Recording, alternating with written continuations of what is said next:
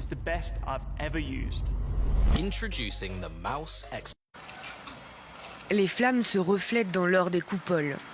Cette cathédrale fait partie du célèbre complexe orthodoxe de la Laure, joyau architectural de Kiev, visé par des frappes russes cette nuit. Bon, déjà moi il y a quelque chose qui me pose problème.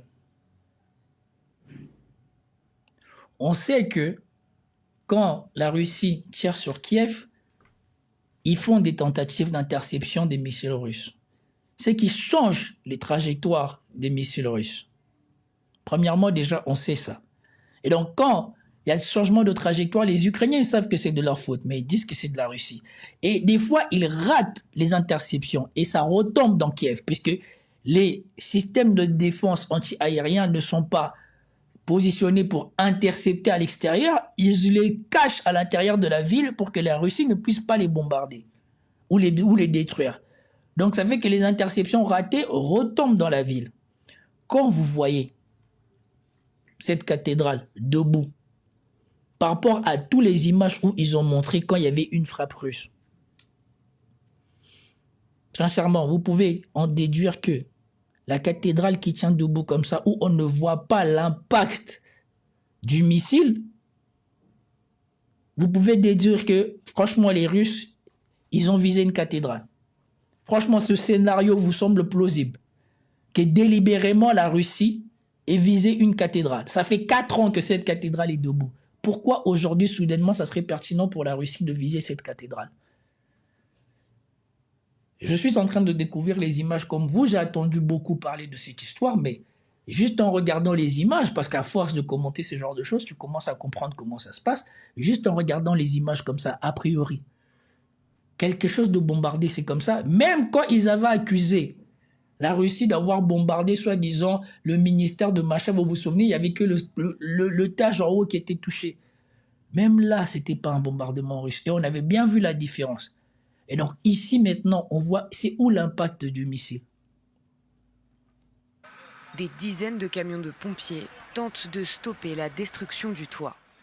Un site du patrimoine mondial de l'UNESCO, un monument culturel d'une valeur inestimable, a été pris pour cible et est en feu. C'est une attaque brutale contre notre peuple et notre patrimoine. Voilà le véritable visage des valeurs orthodoxes de la Russie. Alors que des explosions retentissent Voilà. dans la capitale. Là, vous voyez l'impact d'un missile. Bon, maintenant, s'il y aurait eu cet impact-là sur la cathédrale, elle serait debout comme ça? Sincèrement. Même s'il y aurait eu impact d'un drone, ça serait debout comme ça? Et que la défense aérienne intercepte certains des missiles russes, les habitants se réfugient dans les couloirs du métro, à l'abri des bombardements. Plusieurs grandes villes ukrainiennes ont été visées par une offensive russe massive cette nuit. À Kharkiv, 5 secouristes ont été tués alors qu'ils combattaient des incendies. Les autorités russes, elles, déplorent 3 morts dans une attaque de drones ukrainiens. En 4 ans de guerre, aucun cessez-le-feu durable n'a pu être conclu. C'est bien de le rappeler. Parce que Emmanuel Macron, il en a déclaré je ne sais pas combien. Ça n'a jamais marché. Mais il ne comprend jamais, lui, avec la grosse tête qu'il a. Il croit qu'il a la parole. Il croit qu'il a l'envergure pour imposer un cessez-le-feu. Je pense que même il a arrêté maintenant. Hein, son cessez-le-feu tripartite là. En l'air, en terre, en mer. Il n'a jamais obtenu. Et donc, je vous bardais, nous ne comprenons pas très bien qu'est-ce qui s'est passé. Et donc, on va finir avec cette séquence de Military Summary, histoire de voir s'il a isolé la séquence de bombardement pour comprendre qu'est-ce qui s'est passé. Donc, voilà, la séquence du bombardement massif de l'Ukraine par la Russie avec les informations de Military Summary. 26 both the Russians and the Ukraine. 26 both the Russians and the Ukraine. And first we're going to talk about the conflict on the territory of Ukraine, where during the previous night between the 14th and the 15th of June of 2026, both the Russians and the Ukrainians imposed the long-range sanctions. The Russians, according to the Minister of Defense of Ukraine, used hundreds of drones and dozens of missiles to attack the territory. Donc, 681 missiles russes 582 drones. Et après, le reste, c'est des missiles. Donc, normalement, ça va. Les drones sont les plus nombreux. Et les nombres les moins nombreux sont généralement les meilleurs missiles russes. C'est comme ça que ça se dispatche, les vecteurs russes.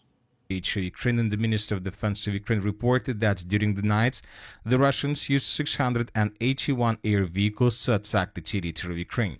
Several sources this morning published different maps where we can see the approximate routes of Russian drones and missiles that were attacking the territory of Ukraine. And as you can see, according to this picture, the Russians were using all types of weapons they have. The Russians were using drones, ballistic missiles, hypersonic missiles, cruise missiles, and so on.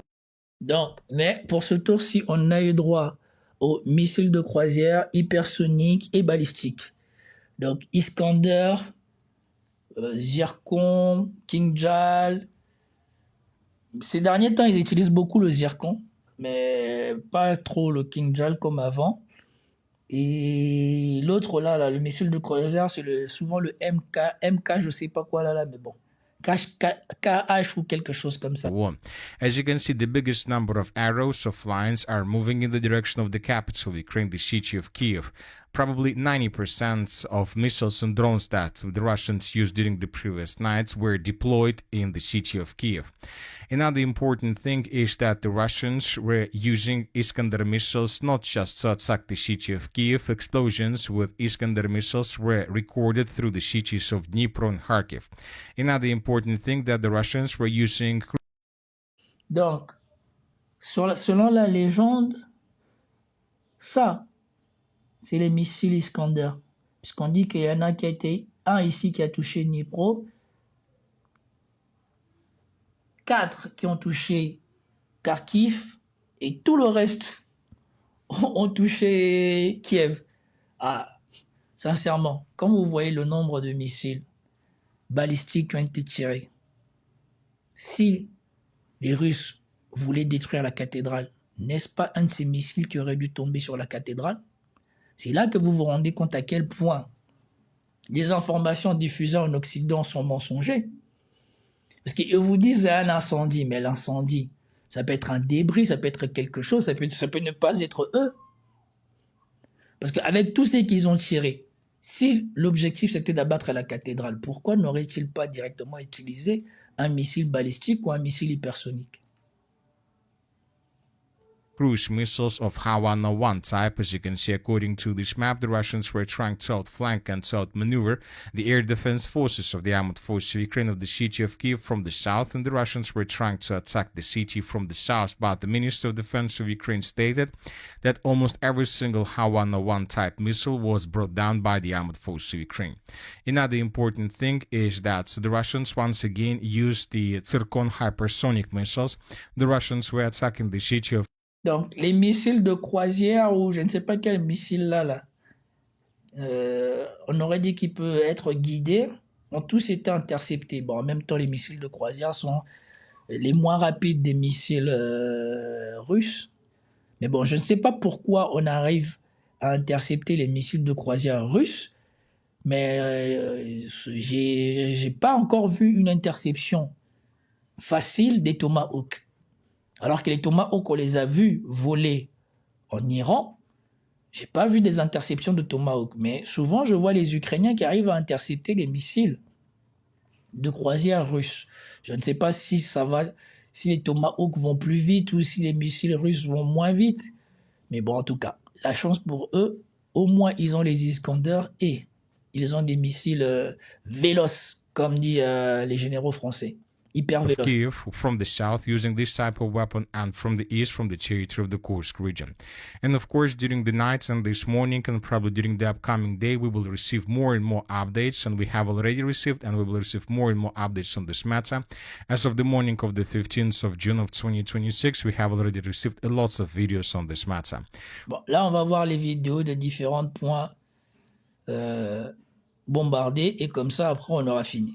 For example, in this video, we can see the Zircon hypersonic missile that was flying in the direction of the capital of Ukraine, the city of Kiev, but this hypersonic missile was intercepted by a Patriot PAC-3 interceptor. Waouh, il faut applaudir. Il faut applaudir. Il faut applaudir. Apparemment, il y a Patriot Pack 3 qui sont capables d'intercepter des missiles hyper véloces Zircon. Ah, faut applaudir. Faut applaudir. Donc, ça veut dire que les Iraniens, ils ont dû développer des vrais trucs. Parce que si on arrive à intercepter des Zircons, bon après, peut-être que c'est ce qui est dit. Moi, j'ai pas vu quelque chose qui va à la vitesse des hypersoniques iraniens. Surtout, vous vous souvenez, l'Iranien là qui évitait justement les missiles qui venaient l'intercepter. Donc, on ne sait pas trop si c'est ça, mais en tout cas, nous avons là la démonstration de la défense aérienne iranienne, enfin, qui vient à l'œuvre. Et apparemment, c'est efficace. Donc. But from the other side, in this video, we can see more hypersonic missiles of Zircon type that were attacking the city of Kiev. And as for these missiles, we see that these missiles haven't been intercepted by the armed forces of Ukraine. In this video, we can see more missiles and more explosions through the city of Kiev. And for example, in this video, we can see 2 more strikes with hypersonic missiles, which means that a lot of hypersonic missiles of Là, moi, je vois des frappes hypersoniques. Parce qu'on les voit pas. Alors que la vue, elle est un peu large, on les voit même pas arriver. On voit même pas l'approche. Ça tombe direct, boum. On voit même pas la flamme du missile qui truc. L'autre là, on le voit trop. Moi, je ne sais pas. Ils ont dit que les missiles de croisière ont été interceptés. Mais après, on te montre une image de quelque chose qui a l'air de voler à la même vitesse qu'un Tomahawk. On te dit que c'est un missile hyper véloce. Je dois vous avouer que je suis confus parce que moi, si je reviens en arrière, je peux vous montrer que le missile de tout à l'heure avait l'air d'un missile de croisière. Parce que quand on a vu les images de Tomahawk qui survolaient l'Iran, c'était à peu près la même vitesse.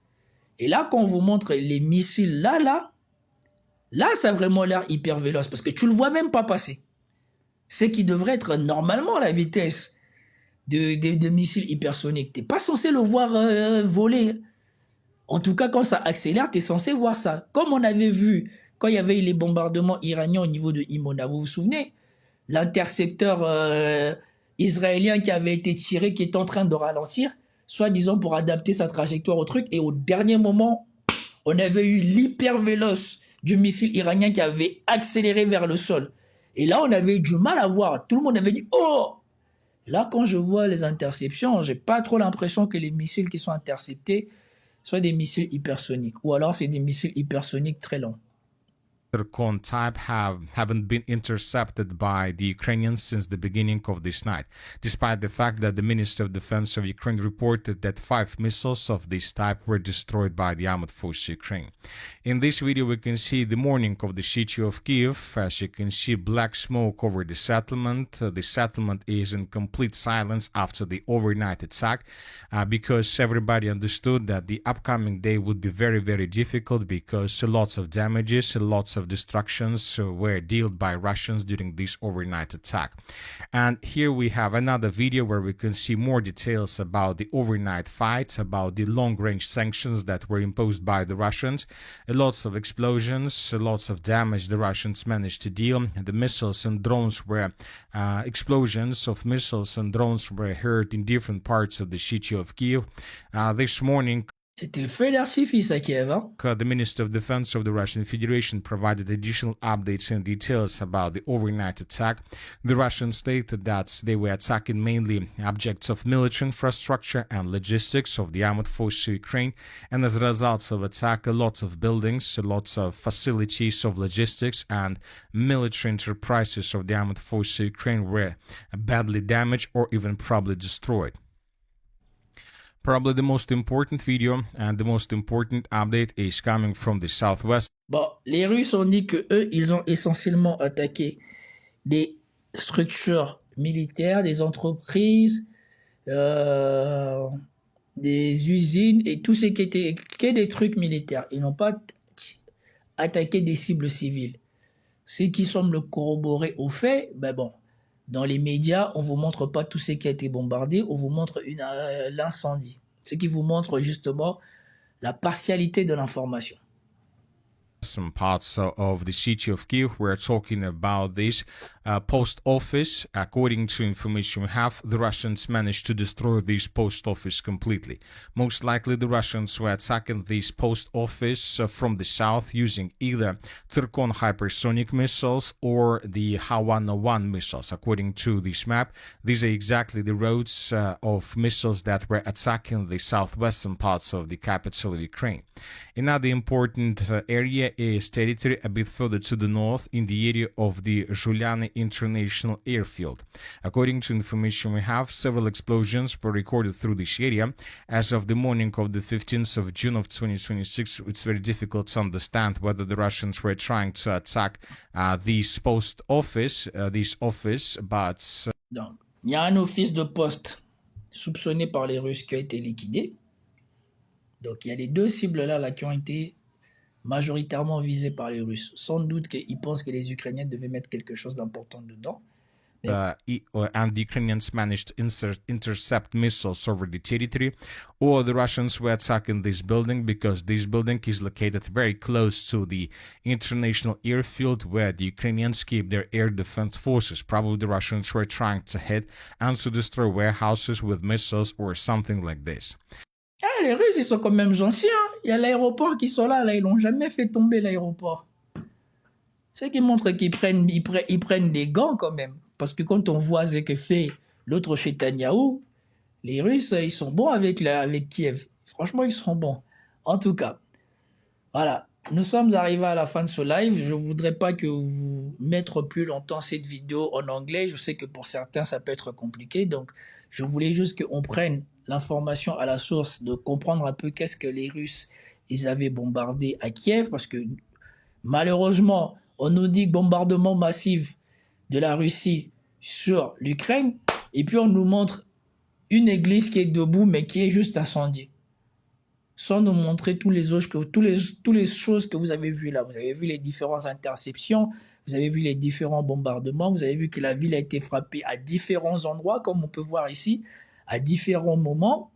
Mais bon, ça ne sert à rien. Ils ne vont pas nous communiquer les pertes qu'a subies l'Ukraine. Il vaut mieux faire du sensationnalisme en disant que la Russie est inhumaine et s'attaque à une église. Mais par contre, quand l'Ukraine s'était attaquée à un dortoir d'enfants, là, il n'y avait personne pour montrer ni les images ni quoi que ce soit. À vous de comprendre ce qu'il y a à comprendre. En tout cas, je vous remercie d'avoir été présent avec moi. Je sais que bon nombre d'entre vous, vous êtes au travail, vous faites autre chose. J'ai bien vu tous ceux qui m'ont dit salut et tous ceux qui sont partis, qui m'ont dit que c'était un bon live. J'espère que vous avez passé un bon moment. Ça a été agréable pour moi de pouvoir le faire en ce moment, en plein milieu de l'après-midi. J'espère que vous avez apprécié et nous renouvelons l'expérience dans les jours à venir. En tout cas, merci à tous. Bonne journée à tous. Peace out. Et salutations à l'Iran.